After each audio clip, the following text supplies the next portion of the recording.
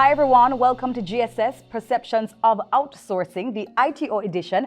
I'm your host, Debbie Bissoon, and today we have a very exciting discussion on the ITO sector with none other than the CEO and founder of StarApple, Mr. Adrian Dunkley. Welcome, Adrian, or should I call you Swag Boss? Because this whole outfit, I don't know if you guys can see the shoes. I don't know if they can see the shoes, but let's just say it's well coordinated. So it works well. Let's start from the top, Adrian. So what is StarApple? StarApple is Jamaica's first data science and AI company. So we know a lot about ITO. We've expanded into the US as well. So we're exporting our Caribbean flavor and expertise around the world. Yeah. And the global services sector, when we talk about that, for somebody who may just be hearing that terminology for the first time, give me your definition in your own terms. Okay, no jargon definition. Just think of it as us as Jamaicans, Caribbeans, providing the rest of the world IT, knowledge, multiple different types of services. Yeah. And we aren't necessarily there, but we are exporting it. So just like we export our music or sports, we may not get back the revenue that we need for that. In this case, we're making sure we get the money back for all the work that we put it in. Yeah. So you talk about ITO, which is Information Technology Outsourcing, right? That's what it is, right? So what is that? What is Information Technology Outsourcing? So ITO is basically any instance where you take some part of your IT needs for your company. So that's like you have a server, you have computer problems, anything basically technological. And instead of doing it in your company, you save time, you save money, you get access to more expertise by giving it to a third-party company to take care of and to own for you. Yeah, and it's not a new concept, right? No, it's actually been around since the 50s, just not at the scale that we're doing now. So, and tell us about that scale though, in comparison to what was before. So in that case, it was really more focused on very large entities. It wasn't as available to MSMEs and even individuals. Yeah. So today you can really just start up a company and get access to ITO services. You don't have to worry about emails, you don't have to worry about, even if we go as far as knowledge outsourcing, you don't need to worry about, website setup, marketing, and any of these things. And the ITO firm does what exactly? Do you manage the client's IT needs, right? Is that what okay. Right, so it's managing their emails, managing their servers, their data, analyzing the data in certain cases, making sure anything in the company that runs on technology is handled by us. And that's a global business? Yes. So the benefit of the internet and the global economy is you can tap into any country, any island state, just like that, and provide them the services that they need when they need it. Yeah, that's amazing, because we have so many young people now who are very much, very interested in the IT sector, and they're always looking for jobs in that sector. So let's talk about the opportunities for jobs in the ITO sector. So many, too many. Like every month there's a new job basically coming up. So it's not limited to what you may think of as, let's say, you're a programmer or a software developer. It takes a lot of people to run any company, right?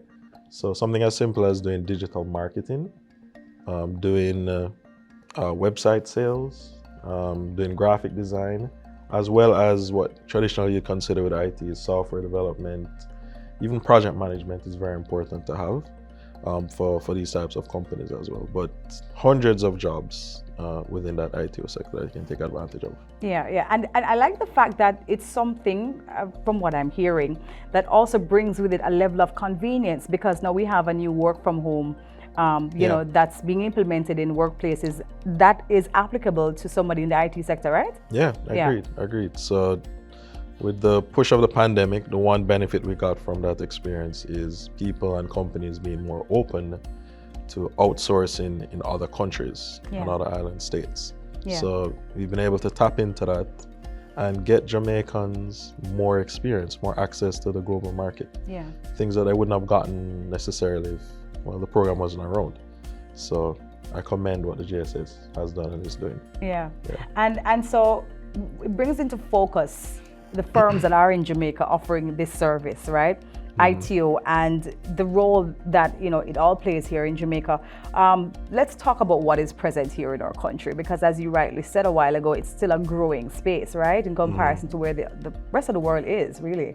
Yeah, it is. And There's been an extreme amount of acceleration. I believe around 90 firms that are formally connected to GSS, the GSS project, and then many firms other than that that are kind of sprouting up because they're seeing an opportunity. So as Jamaicans, we see our goal, we see something that we can actually latch on to, and people just upskill themselves and launch entities. Yeah. To realize they could support the rest of the world.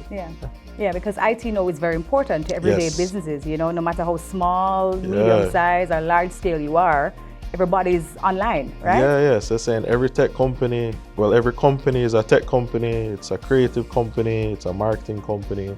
So no matter what your business is, you're selling patties or you're selling billion-dollar nuclear power plants, you need the same type of IT for both of those. And how can somebody, who wants to engage the ITO sector, that may have a concern, because one of the biggest concerns now with IT is data protection, security, that kind of thing. How has your firm, StarApple, and maybe the other firms in Jamaica, been able to kind of ease that anxiety for many persons who would want to outsource their IT needs? Yeah, it's been keeping up on global regulations, local regulations, Data Protection Act, GDPR, in the areas that we're actually working in, ensuring that you have people inside the company that are responsible for protecting that data. Data Protection Officer, or whatever name that you want to call him, but that person is wholly responsible for making sure you protect your internal data as well as your client's data. So that's really important to have for any company. Yeah. Any company that is dealing with any form of data, even their own data, it's very important. Many people, especially more mature persons, may think, oh, this is way past me. I could not catch up with these young people. Maybe this is not for me at all. What would you say? I'd say no age limit on it. Yeah. A little bit of learning curve initially, but I believe everyone can actually contribute to this. We've had staff as, I'm not going to say old, as young as 50, who've gotten into advanced problem solving and data science and stuff like that. Just a willingness to learn, a willingness to develop yourself and expand out. A big thing is I want Jamaica to have a satellite for itself, right? That's going to create a new economy. There's a lot of value in there. You kind of jump ahead of me because I was about to ask you about your own vision for the ITO sector. Satellite. Let's have a Jamaican aeronautical JASA or something like that. There's a lot of value. For somebody who may be watching and have no clue, what would that be able to do? What would that be able to do for us? So on the satellite, one, we can start having better predictions for climate, better predictions for hurricanes, because we're using other people's satellites, right, to do all of those things. We own that data. We can use it to basically have a better understanding of the flora and fauna of Jamaica, uncover new opportunities, identify areas of erosion, a lot of interesting things that we can actually do that will generate revenue, as well as you're giving young Jamaicans the opportunity to say, wow, next step is the moon, beat Master Mars, and then whatever after that. Yeah. So love that. Yeah, satellite. Yeah. Awesome. Thank you so much for joining me, Adrian. I learned a lot and I hope you guys learned a lot too. And if you still have more questions, you can of course get the information that you need from the global services sector at www.gssjamaica.com or follow the GSS on social media at GSS Jamaica. Thank you all so much for watching and we will see you again soon.